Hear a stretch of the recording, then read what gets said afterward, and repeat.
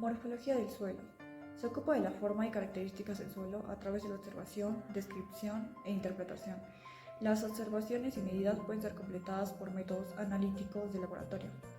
Las propiedades observadas son profundidad del suelo, espesores de los horizontes, límites entre horizontes, el color, la textura, estructura, la consistencia, la efervescencia, el pH y también la presencia de raíces y otros elementos. Designación de horizontes genéticos. Los suelos varían considerablemente según el grado de diferenciación de sus horizontes. Formaciones geológicas relativamente jóvenes, como una aluvión reciente, una duna arenosa o un estrato de cenizas volcánicas. Estas pueden no tener horizontes genéticos reconocibles, si bien sí presentan distintas capas como reflejo de las diferentes etapas de reposición. Las diferentes capas del perfil del suelo se identifican mediante símbolos, y aquí las nomenclaturas son asignadas tanto en relación a las capas que presentan variaciones debido a la génesis del suelo como aquellas que no las representan. La identificación de horizonte indica o bien una alteración del material originario a la nula alteración del mismo. La nomenclatura es asignada después de comprobar las propiedades observadas en las capas del perfil con las características que intuimos como propias del material originario antes de ser afectados por los procesos pedogénicos. Aquí también las nomenclaturas muestran las interpretaciones del investigador respecto de las relaciones genéticas entre las capas dentro del suelo.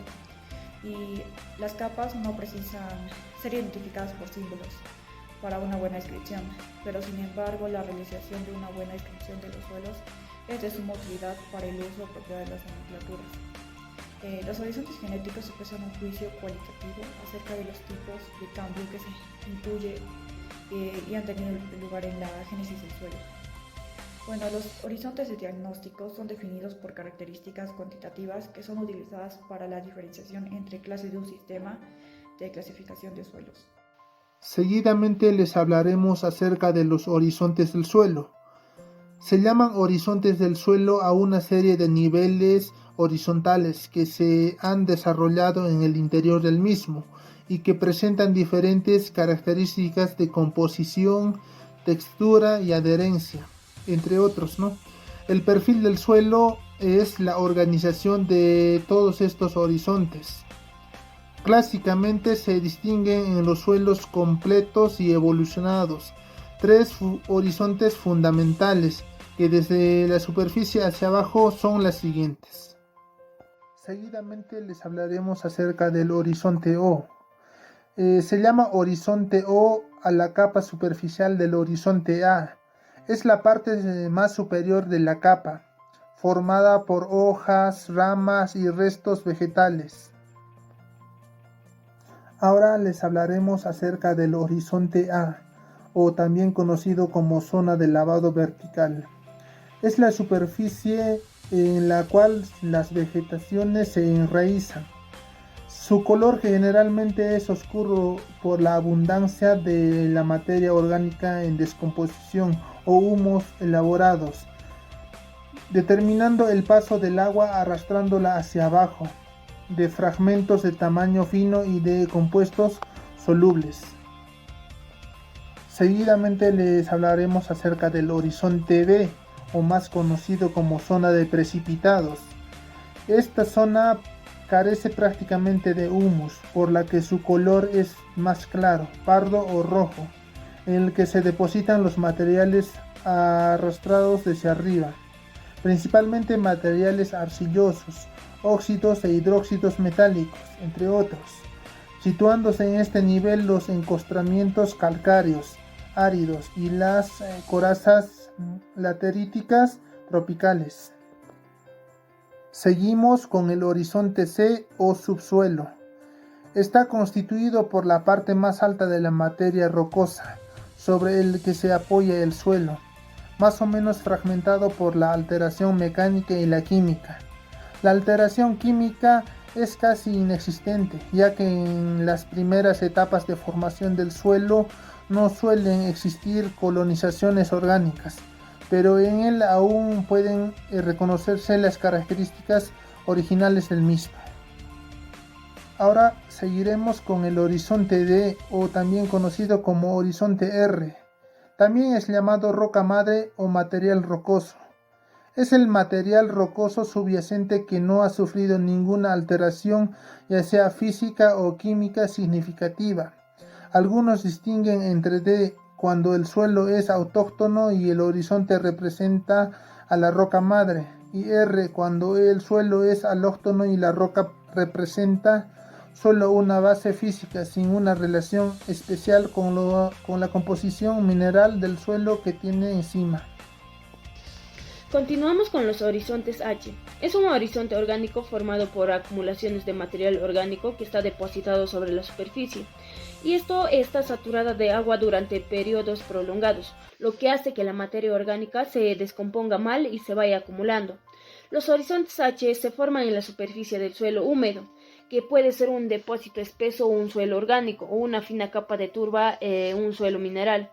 Incluso cuando se ara la tierra vegetal conserva un alto contenido de materia orgánica y da como resultado de una mezcla de turba y minerales.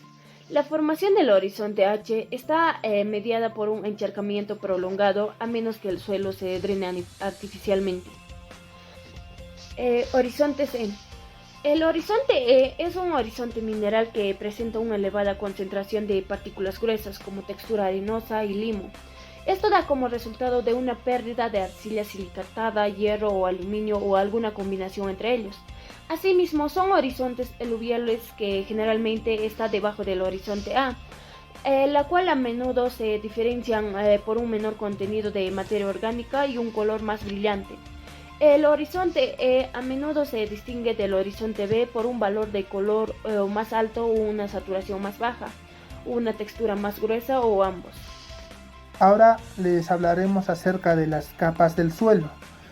El suelo es la capa principal de la corteza terrestre, en la cual el inferior de ella se encuentran varias capas que se distinguen entre sí por su aspecto, textura y los materiales que la componen.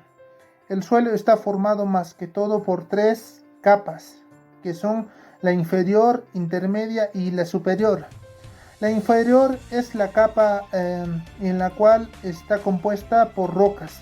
La intermedia es la capa que está compuesta por agua, arcilla, piedra y arena. Y la superior es la capa en la cual está compuesta por mantillo, que está conformado por arena, minerales, plantas y animales muertos. También está conformado por aire y agua. Continuaremos con los suelos orgánicos o suelos de turberas. Es aquel cuando su composición básica presenta una gran cantidad de materia orgánica, también conocida por el nombre de compost, y se obtiene a partir de la forma natural de la descomposición de los restos orgánicos, como los restos de animales y vegetación que están en estado de putrefacción. Y bueno, estos residuos vegetales son el principal componente de los suelos orgánicos. Estos son procesados por organismos como bacterias, hongos, lombrices, que aportan un porcentaje significativo de nutrientes a la superficie terrestre. Y bueno, estos compuestos orgánicos afectan directamente las propiedades físicas, químicas de los suelos, y son muy importantes y vitales para la fertilidad del suelo y el crecimiento de los cultivos. Usos de los suelos orgánicos. La aplicación de los suelos orgánicos es en formaciones boscosas o pastizales y sirven como sustrato para la horticultura, floricultura o como combustible para el desarrollo de estos cultivos. Asimismo, tenemos las características de los suelos orgánicos, que presentan alto contenido de materia orgánica, densidad muy baja, gran volumen de poros y varían predominantemente en musgo de turba. Algunos tipos de suelos orgánicos tenemos los histosolesdístrico, éutrico, críco, fíbrico y alcalino, entre otros, ¿no? Los suelos orgánicos o turberas en la agricultura. Bueno, estos son muy poco aptos para el desarrollo de los cultivos agrícolas, ya que su fertilidad se ve impactada con el reemplazo de la vegetación natural para la siembra. Pero con un buen manejo adecuado y cuidadoso drenaje o fertilización u otras técnicas se puede cultivar en huertas y se puede utilizar como un sustrato para los cultivos que se va a realizar en la siembra.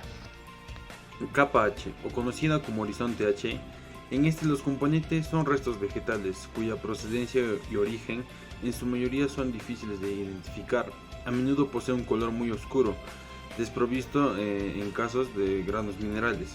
Las hifas blanquecinas de los hongos descompuestos son muy abundantes en esta zona, indicando un ataque de estas y la microflora del suelo, como las bacterias. La actividad microbiológica es muy intensa en esta capa. Capa R, o también conocida como horizonte D o roca madre, es el material rocoso subyacente que se ha sufrido ninguna alteración química o física significativa.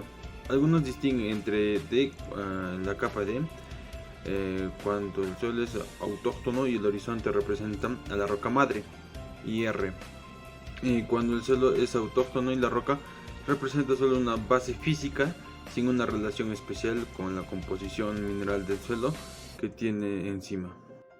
Capas de transición se presentan cuando el límite entre los horizontes inmediatos es muy difuso, existiendo una capa ancha de transición con características intermedias entre los dos horizontes.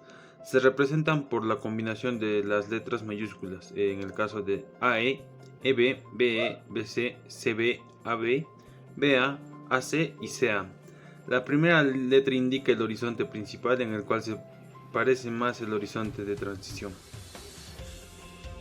Capas de combinación o capas de mezcla. En algunas ocasiones aparecen horizontes mezclados que constan de partes entremezcladas.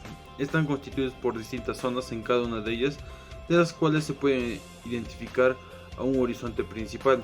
Es la misma capa existente, trozos individuales de un horizonte rodeados de zonas de otro horizonte. Se designan con dos letras mayúsculas de los horizontes mezclados separados por una raya diagonal. La primera letra indica el horizonte principal de quien predomina.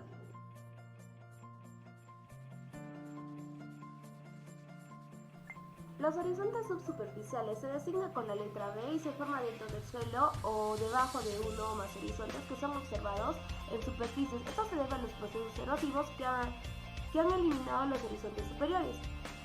Antes de clasificar los diagnósticos de estos horizontes se encontrará con las letras minúsculas que van como sufijos que se usan y van después de la letra mayúscula, ya que esta especifica el carácter dominante, que es el horizonte, en este caso que sería la letra mayúscula B. Asimismo, estos se van a agrupar en dos horizontes, horizonte de alteración y horizonte de acumulación.